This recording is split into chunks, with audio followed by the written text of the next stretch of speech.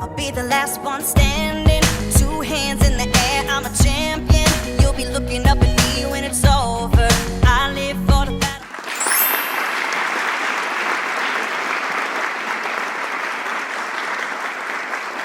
Hey guys, where's Pixie now? I'm in my home studio office again in Charleston, South Carolina. And this is episode 10 of Spiritually Speaking with Pixie Paula. I am so delighted to be able to share this episode with you, and for a bunch of reasons, which I'll go into. But I have to just give a shout out to thank you to the universe for getting me safely to the studio. We are in the middle of a torrential downpour here in Charleston, which Charleston is known for because it definitely is below sea level. But when we get heavy rains from hurricane season, usually the last couple of weeks of August are the worst, but we got a doozy just now, and it wasn't even predicted. So we got dumped on and the roads were flooded everywhere, and I could hardly get out of my parking lot to get here. So I'm just hopeful and praying that everybody makes it home safely to their destinations tonight, and a moment of appreciation that we safely arrived in studio. So moving into episode 10, Spiritually Speaking, I have one of my dearest friends, Barry Mezey. Now you are in for a ride, and I'm going to give him some instructions about how to manage this particular podcast, because Barry is a wild card. He has a broad and vast history of doing everything from sex, drugs, and rock and roll, which we'll touch on a little bit, but I don't want to have this go unnoticed. And I know this is like an interesting way to lead into something, Barry, and forgive me if I'm not sensitive enough in knowing how, but Barry is highly, highly functional, like one of the best, brilliant businessmen that I know, who's been a partner of mine for, I don't know, close to a decade now, but he's also autistic, extremely autistic, and has been through numerous events that I can't even believe he made it out of. And he is so determined, even with his challenges, to overcome and overtake industries. And we're going to talk a little bit about all of those in this next episode. So welcome, Barry, and thank you so much for being on the show. Thank you for having me, Paula. How's your day going? Besides the flood, it's been going really great.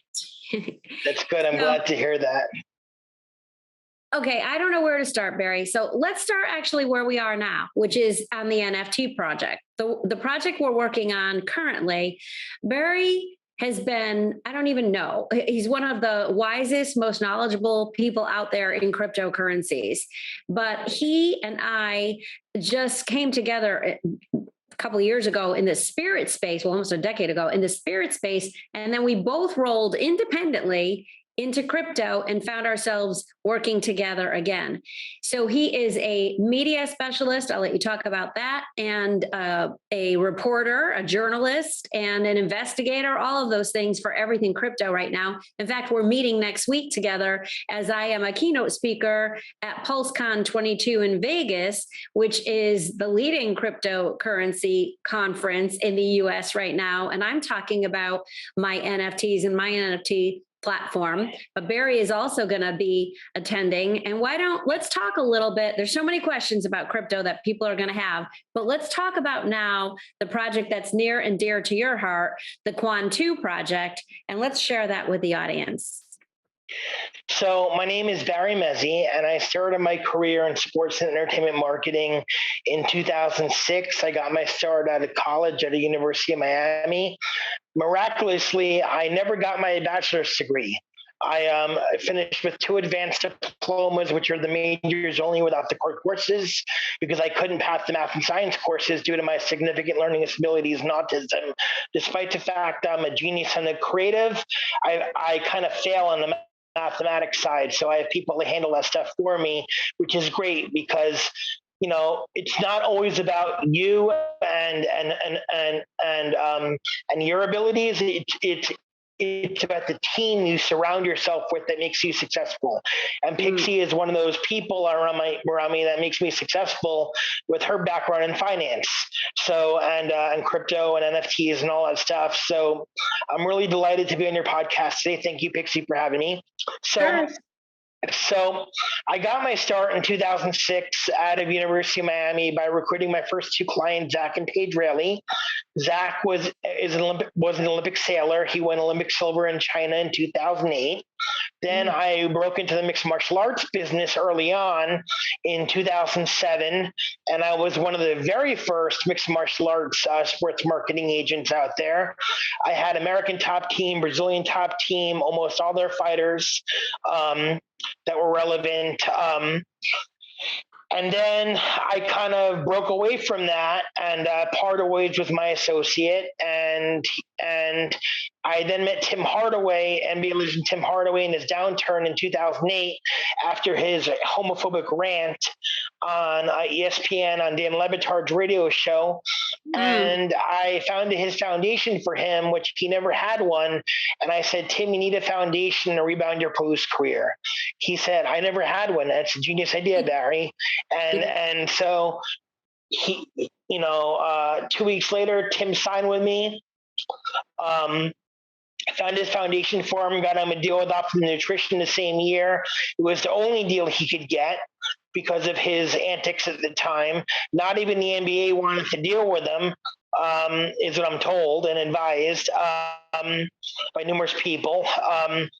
But because of what I helped him with, it led to his job for him with the Miami Heat, led to rebirth of his post-career, his jersey retirement by the Heat, and indirectly, I guess, led to the big three because of his assistance in putting that together as the head of player scouting for the Miami Heat with Nick Harrison, Mickey's son, Pat Riley, and Alonzo Mourning. That's amazing. Yeah, and then I was also a tennis agent for many years. Unfortunately, I got discriminated against by the ATP and WTA due to my autism symptoms, which kind of put me out of business by the ATP and WTA, which sucks, but it's part of life. Yes, I understand. And they just don't understand me, and it kind of breaks my heart because tennis was always my passion. And being around the players, being in the players area, being around the sponsors, doing all that stuff really made my day.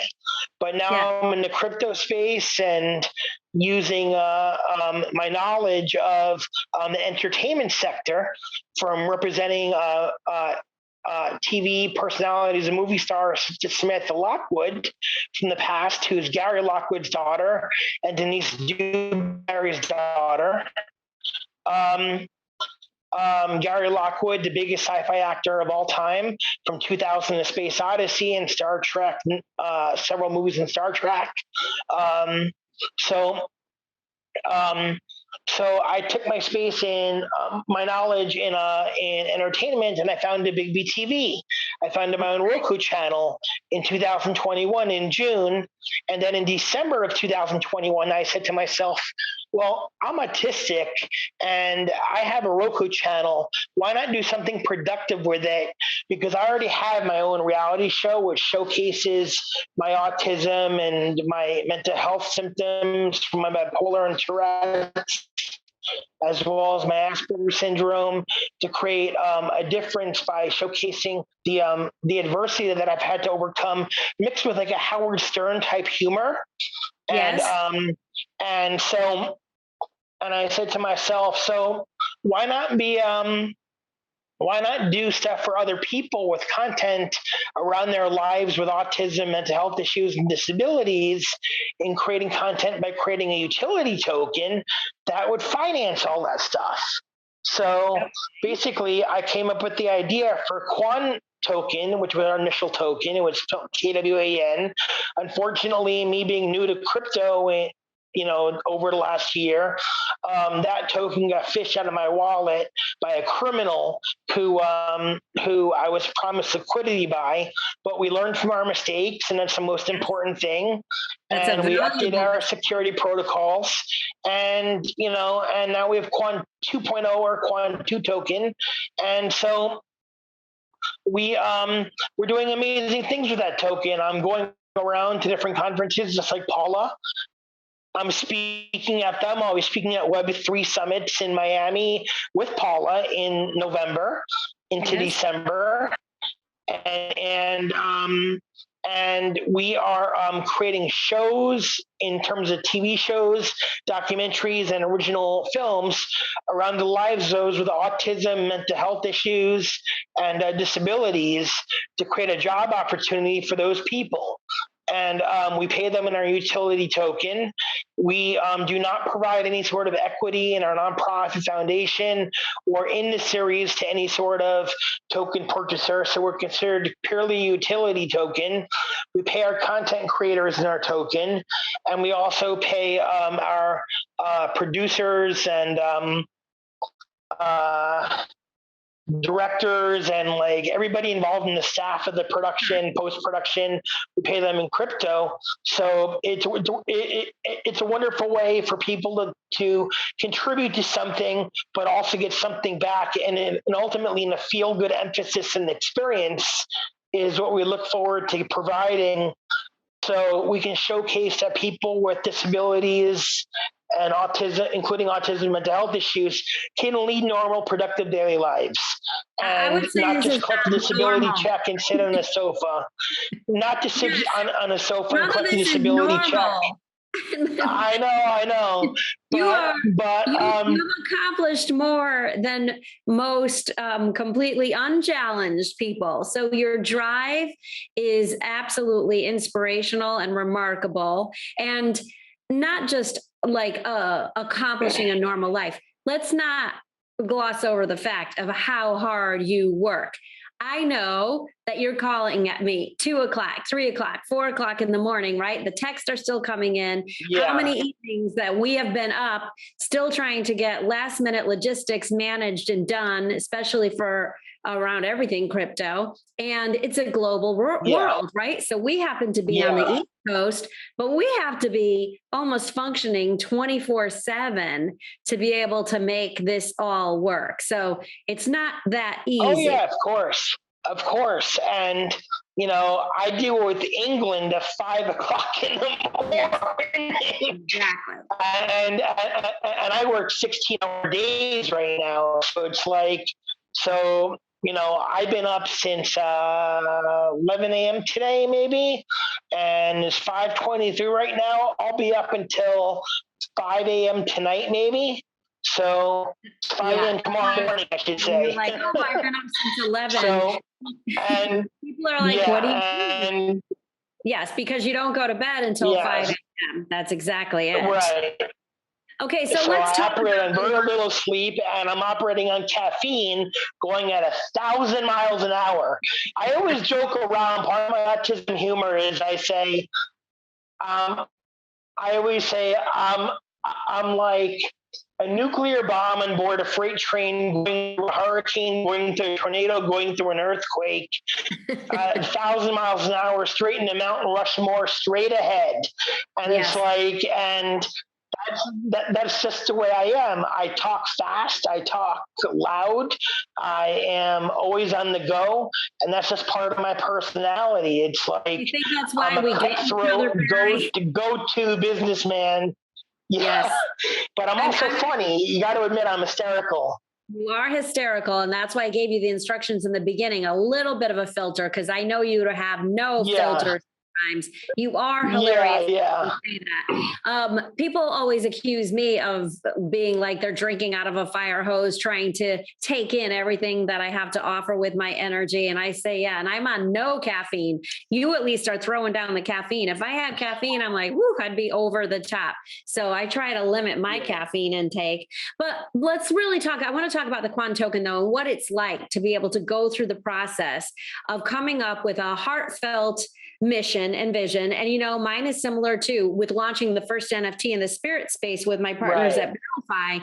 We took the first barrel ever of bourbon made in South Carolina and created the Striped Pig Pixie Genesis collection. That was the first NFT to hit the marketplace in a full sale and get a full execution with an entire DAO around a barrel. So we were so proud of that. And that opened up so many other opportunities. The one I'm most excited about right now is my Commit Good platform, because that is an NFT platform where I am bringing business owners together with charities who have huge fundraising needs, and then tying in the volunteers to reward them with tokens. So the business owner creates a token that's a unique experience and beautiful artwork with one-of-a-kind backed, I say tangible assets, whether that's a barrel of bourbon or a meeting behind the scenes with the CEO of a major corporation,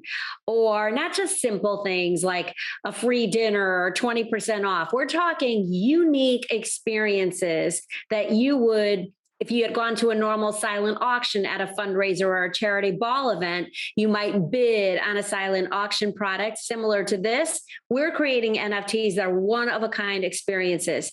Then 50% of the cost for that NFT goes directly to the charity. And then the volunteers who sign up to support those charitable needs get paid in the Commit Good token as well. So uniting, similar to the thought process with the Quan2 token sponsoring the needs of autistic people, we are doing that for charities across the board. And it's millions and millions of dollars in gift cards that go out from restaurants and locations every year. So why not join the NFT gift card program with Commit Good and really change the way philanthropic initiatives are brought together in the future? And these things don't come easy. This is years of programming, managing the algorithms, going through the legalities and the logistics, and bringing a very strong team together to make it happen. So what was it like for you when you had the idea of, I want to have my own token? I mean, yes, there's been some crazy tokens out there, Bored Apes. I try to think of what are the ones that most people know about. They know about, that's an NFT, but they know about things like Dogecoin or Bitcoin or Ethereum, like the major things that they listen to. But to just wake up and say, oh, I want to launch my own token. What did you do next? So, believe it or not, I went on the internet and I looked up cryptocurrency developers, and I found out everybody wanted $20,000 in terms of these big corporations to develop a crypto token. So I said to myself, there's no way in heck I'm going to pay $20,000 to develop a crypto token when I could. So I looked up self guidance on how to create one.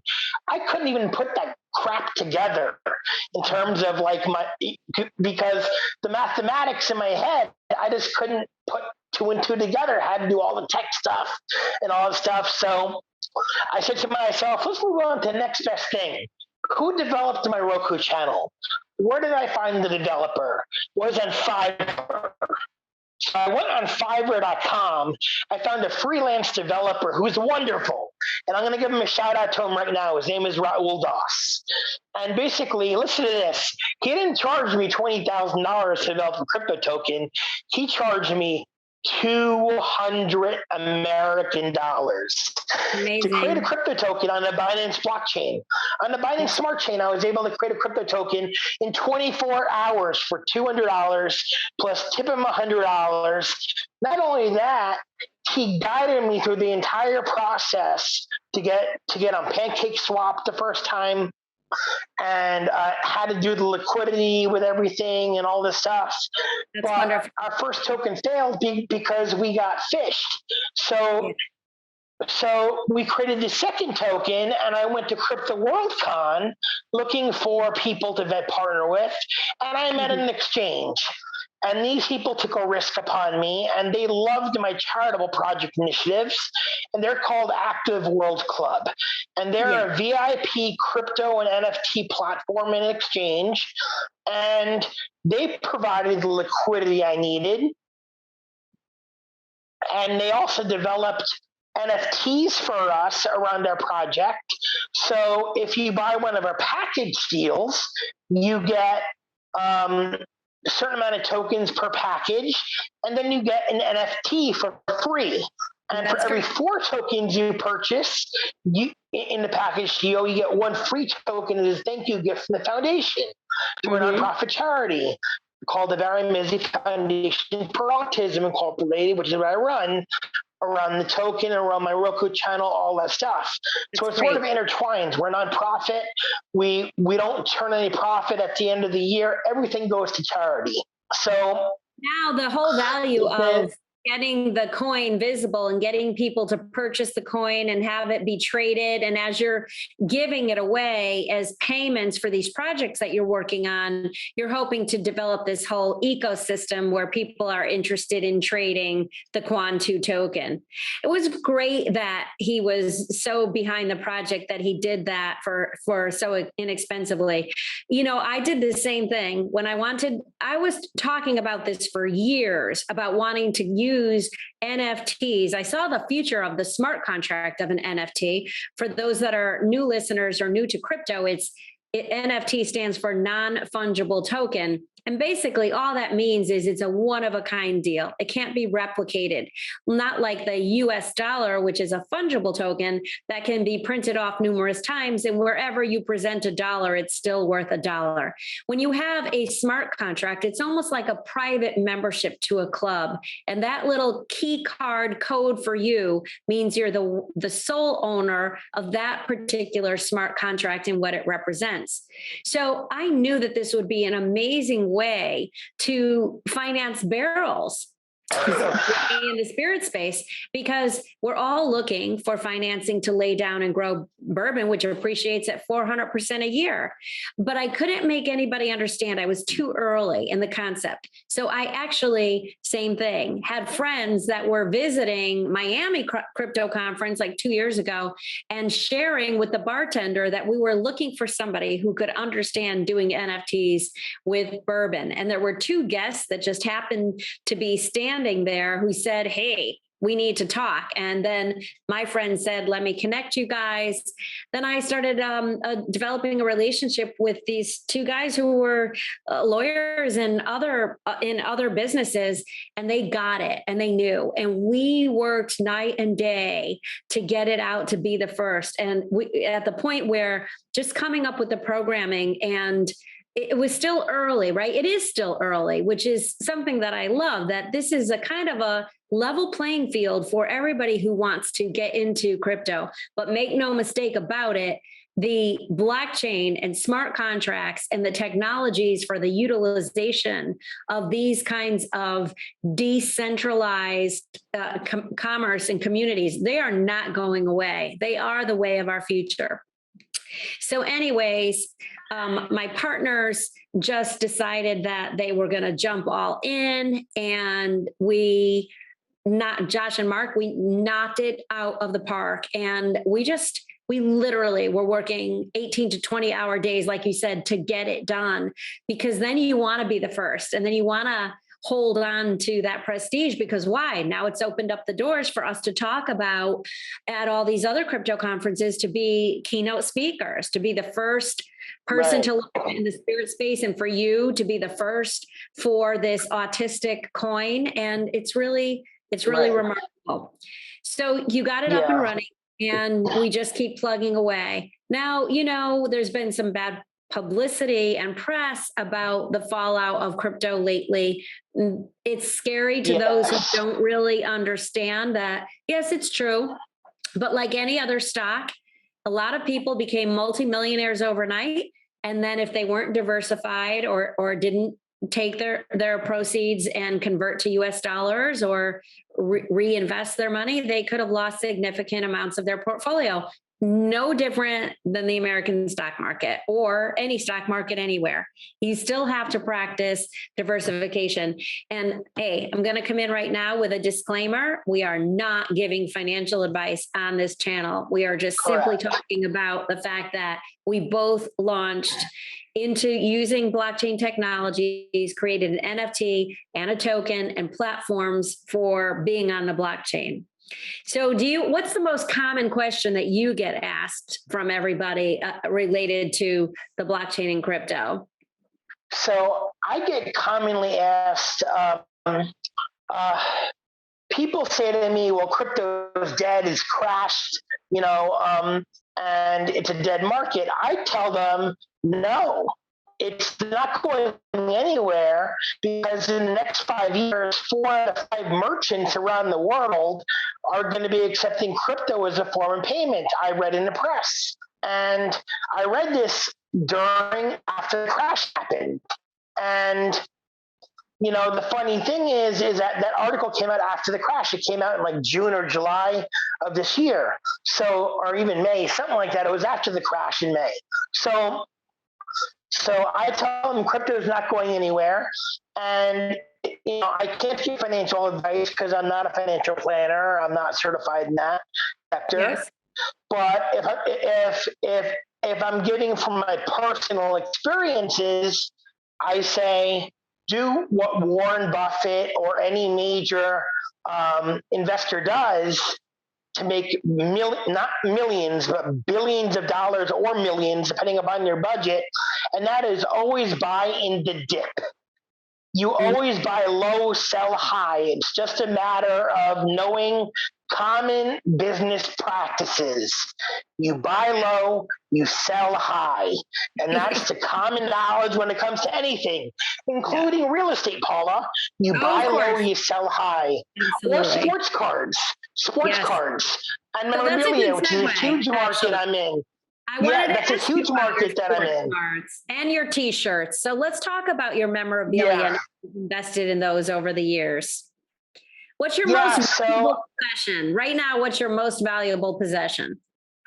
So I own, actually, believe it or not, I didn't want to, it's in my reality show, so I'll go ahead and say it. It was bought by my grandfather in 1929. He was like 7 years old, I think, at the time, or 6, something like that. He was a young kid. Let's just put it that way. He would go with his father to tobacco shops, and there would be these back barrels of tobacco cards from 1909 to 1911 and even beyond.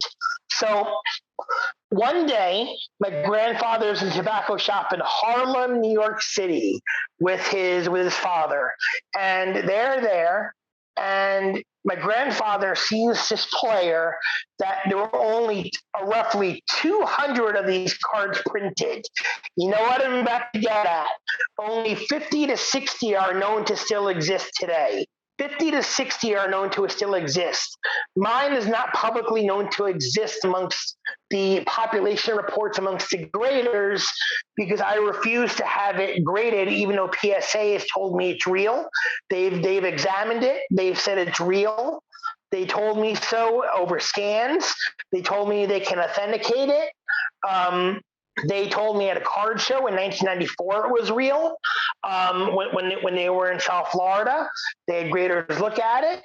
And basically, I just refuse to have it graded because it's never going to be for sale. But if it were to come back from PSA, I'd say it'd come back a 6. It would come back to a grade of a 6. It's a T206 Honus Wagner from Factory 30, and it's a printing batch error. So it's from 1911. It's from the first run of 1911 from factory number 30. Both defunct Canadian Sports Syndicator told me this, and which that particular run was full of ghosting and all sorts of printing errors on cards from 1911 from the first run from factory 30. So they said it makes complete sense that the surface is all messed up and, it's full of all sorts of printing errors and stuff. Yeah. I don't know anything about this stuff. So let me understand this. This is a 1911 baseball card? Yeah. From 1909 to 1911, Honus Wagner, the greatest shortstop who ever lived. Only 50 to 60 of them are still survive. Mine's in excellent to excellent mint condition. All right. Which means that it has rough edges and soft corners only. Okay. So one in a grade of, I think one in the grade of a 1 or a 2 just recently sold, graded by, I think it was either PSA or SGC. I forget which one that graded it, but it was in the grade of a 1 or a 2, sold earlier this year for over $7 million. Oh my goodness. And that was in the grade of a 1 or a 2, I think. So one sold in 3 a year ago in 2021 for $6 million. And at the time, that was the highest price I ever paid for a sports card. Just this past week, the 4th greatest Mickey Mantle 1952 Topps rookie card, because there's 3 PSA 10s out there, and there's only one SGC 9.5, which is a mint plus, sold for $12.5 million. Became the highest priced sports card auction in history. Mine, the PSA 8 Honus Wagner, which is now known to be altered and trimmed, and admitted so by the guy who did it, who spent time in federal prison. I don't know if he's out yet, Bill Mastro, but he was a hobby pioneer and he trimmed that card to make it mint. So on PSA, apparently, some of the graders knew it was trimmed, but as they said in the documentary, but they still graded it an 8. And so now that Bill Mastro was caught on audio tape saying he trimmed it, and the FBI arrested him for fraud, and so some people say it would diminish the car's value, but others say because it's the highest graded one in the world and the story behind it, it's going to create tremendous value for it. Now, Ken Kendrick, the owner of the Arizona Diamondbacks, owns that card. He also owns one of 3 PSA 10 1950 Topps Mickey Mantles. So he has the best card collection in the world. Wow. So, but what about your t-shirt? Let's talk about a t-shirt. Hold on. So my card, I would estimate today would sell for over $20 million if I were to have it graded. That's amazing. Yeah. Okay. Well, if it went in my pocketbook for 5 minutes, it would be all torn up. Yeah. So I know you have a jersey, and I'm learning, like, this is interesting stuff. So you say, why are people paying millions of dollars for NFTs, which is just a replication of some amazing artwork? Right. It really is no different than what people take passion to and what they invest in. If there's a purchaser and a seller, then there's going to be a deal made, and there's always a market for these things. Yes. My NFTs are always asset-based. So it's not just the artwork, but I'm actually putting together a hard asset that has appreciating value. But I'm telling you, some of this, we are moving into a digital world. We are living in the matrix. And so it's no different than if you go to a museum and you see a bunch of replicated prints on a wall. They're not the originals. And so it's very similar here when you own this artwork that's unique, and these artists are crazy talented, and they're creating amazing augmented reality pieces of artwork. Who's to say why you shouldn't have your museum and your artwork collection in your digital world? We're moving to a digital fantasy world anyway. So it's very interesting. I know that the technology is not going backwards. I know that NFTs and smart contracts and blockchain and cryptocurrencies are not going away. So putting your head in the sand is not a good financial strategy.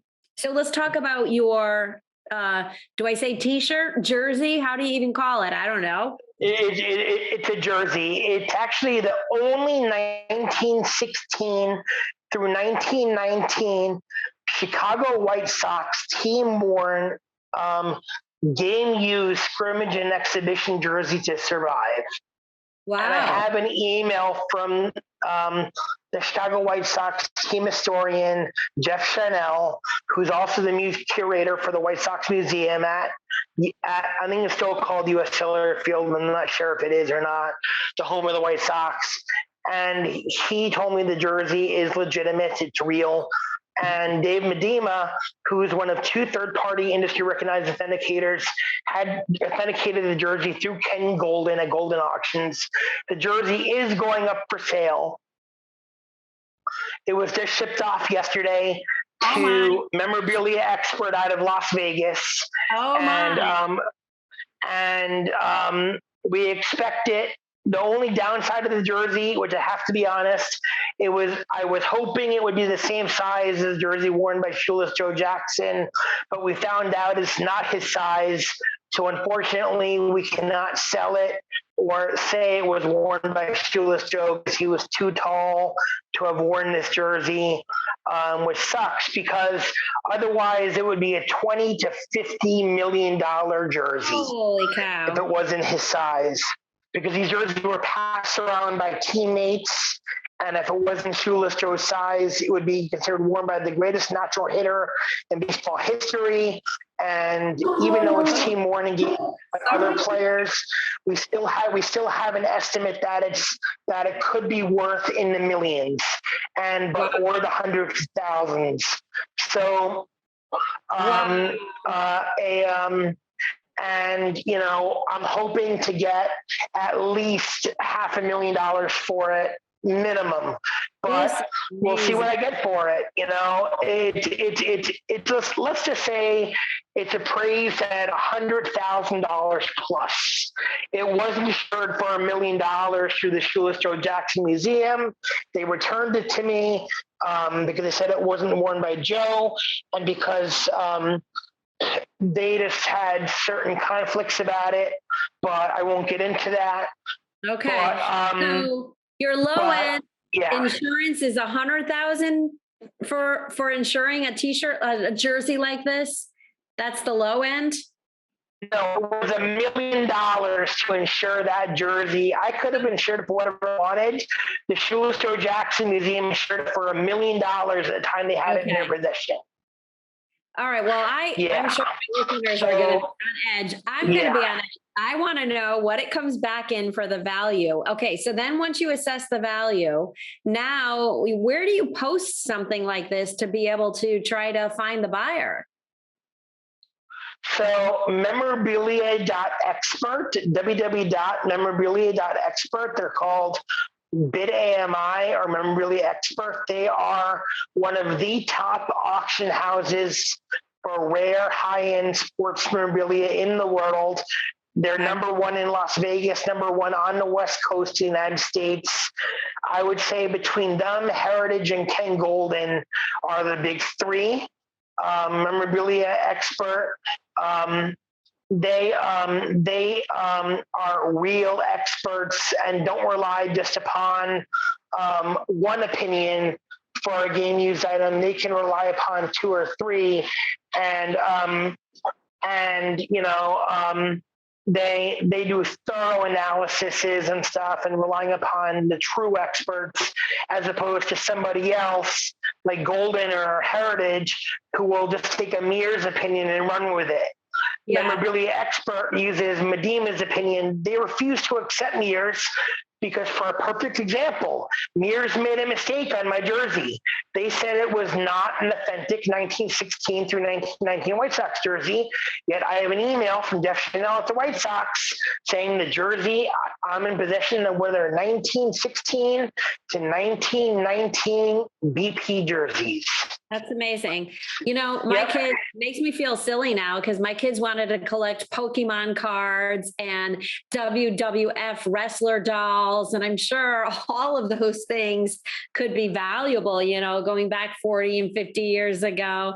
But there's so many things. People love collectibles, though, whether it's porcelain dolls or spoons or shot glasses, right? We tend to, just collect little memorabilia, like you said, because it it adds to a collection and we feel like we're investing in something. People ask me all the time about spirits and I say, oh, are you a spirits investor? And they'll say no. And I'm like, well, tell me what's home on your home bar? And they'll tell me I have a vodka, I have a rum, I have a gin, I have a couple of bourbons, I picked up these craft beers and I have these wines. And I'm like, oh, so you are a collector. And then this aha moment comes across their face like, oh yeah, I guess I am. So I do, people all pick on certain things to be able to collect. So I think it's kind of fascinating, but to hold on to something that actually has this kind of value, did this like come through generations in your family? I know we talked a little bit about the one with your dad, but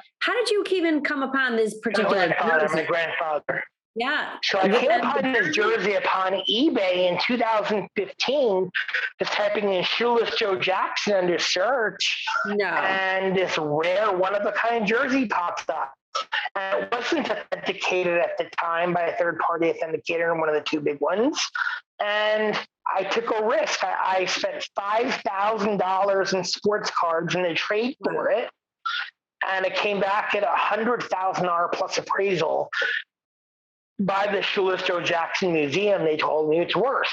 So, I mean, a no-name player from the 1919 White Sox about 11 years ago sold for $70,000, a no-name player. Just one recently sold of a no-name player, Nima Leopold, for $20,000.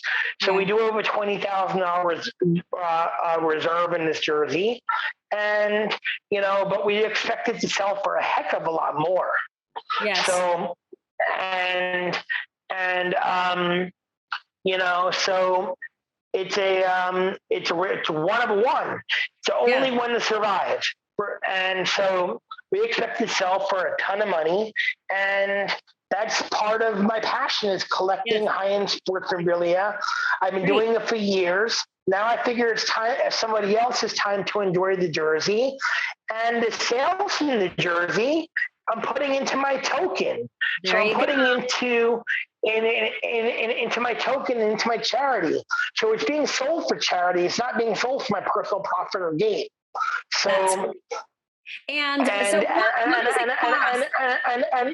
just to be clear, my collection is not my personal collection. It's owned by my family trust, which consists of various different family members. And I have to say that out loud because of certain legal reasons I'm going through right now, where somebody is frivolously suing me because I have a $20 million lien on their company for fraud and owing me $20 million. So, so. Family trust, got it. Yeah. So it's the same, like I look at, we're selling 6-year-old barrels of bourbon for $10,000 to $15,000, right? Another type of truly, every pun intended, another liquid asset. And it really does tie back into cryptocurrencies and people to start to understand that it's no different than trade existed back in the days, before there was currency that was used throughout a socioeconomic system. People traded. That's how they bartered. I'll give you these eggs for a pig. I'll give you this chicken for a horse, whatever it was.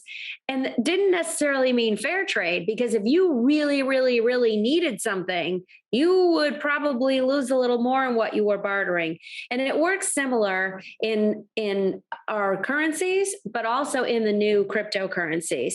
We can't determine what these values are worth because it's the same as the stock market. It's driven by the psychology of the participants, the token owners themselves. The communities themselves are driving these values. But as they do start to become, as you said, embraced and accepted for local places. I've seen even the U.S. Postal Service says now accepting cryptocurrency. You've got PayPal. Everywhere you go, do you want to buy some cryptocurrency? You want to use? So our most common, even Cash App, you can buy Bitcoin. Cash App, you can buy Bitcoin. Yes. So I think within the next 2 years, we're not talking 10, 20 years. We're talking 2 years time frame as they convert to Biconomy and more more global economies start saying, we're accepting Bitcoin, we're accepting Ethereum, then it's not going to go backwards. It's only going to go forward. So, right. And that's why I specifically said that in the next 5 years, I read in the press, the 4 to 5 merchants around the world will be accepting cryptocurrency as a form of payment. yes. Look, Nigeria just formed their own national cryptocurrency. El Salvador is the first nation in the world to buy into Bitcoin and accept it, even though it took a huge loss in the crash. When it rebounds, they're going to make a fortune. So El Salvador and other countries like Honduras and Guatemala, they created entire Bitcoin communities where they're luring Americans, Canadians, and Europeans to move there as expats. And I saw this at Crypto World Con where I was pressed, and I was like, oh my God, this is amazing. Yes. And for Bitcoin at the time, this was before the crash, this was in April of this year, for 4 Bitcoin, you could have bought a mansion inside Bitcoin City in one of these 4 countries that they had a place, and they're private cities with armed security. Nobody can get in that's not a resident. They have their own private hospital, shopping centers, restaurants, and their own destinations, and are on the Pacific Ocean. What more could you want directly on the beach in paradise? Right. So the technologies are not going away. So what now we need to be clever about the utilizations of these coins. And I do believe the US dollar will come. I mean, the USD, we have the USD coin already, right? So we will move to printing our own currency. I'm pretty sure that'll happen pretty timely. Already, the top question on the US tax return, the 1040 tax return says, did you purchase or sell any cryptocurrencies? So for the fact for them to put that on the tax returns, they're really recognizing that most Americans are waking up to some kind of participation in our whether it's any crypto or NFTs or managing and using the blockchain technologies for everything that governs and runs our life. And I'm going to tell you, every day, I find myself saying more and more, this is why we need the blockchain. Every time there's an interruption of something that I can do in the supply chain for business, in depositing my checks into the bank, in getting clearance on large checks that I deposit into the bank, in trying to send money through wires in these old-fashioned restrictive ways, I do want a blockchain with hundreds of millions of eyeballs on there accepting and watching the transaction and making sure that they're absolutely legitimate. I want this to move forward. So I cannot wait. And I'm sure we're going to have another episode. We could talk all day. There's just so much. Can I just say one more thing real quick that's very important? Yes. So in 2008, I think it was year 2008. Do you remember the Greek economy crashed? Yes. And they defaulted on the euro. They defaulted on the money they owed to the European Union. Yes. Do you know what the only currency accepted in Greece for years was? From 2008 onwards? Because Bitcoin was invented in 2007. I just gave it away. Was Bitcoin. Bitcoin was the only currency accepted in Greece from like 2008 until they were able to pay back their debts to the EU, if they were at all. I don't even know if they were able to pay them back. But bottom line is that that's what all vendors were accepting from tourists was Bitcoin. They weren't accepting the euro. They weren't accepting that.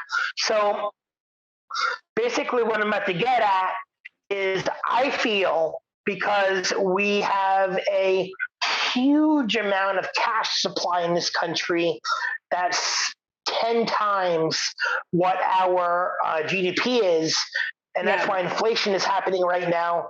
We're due for a huge economic catastrophe in the first quarter of 2023.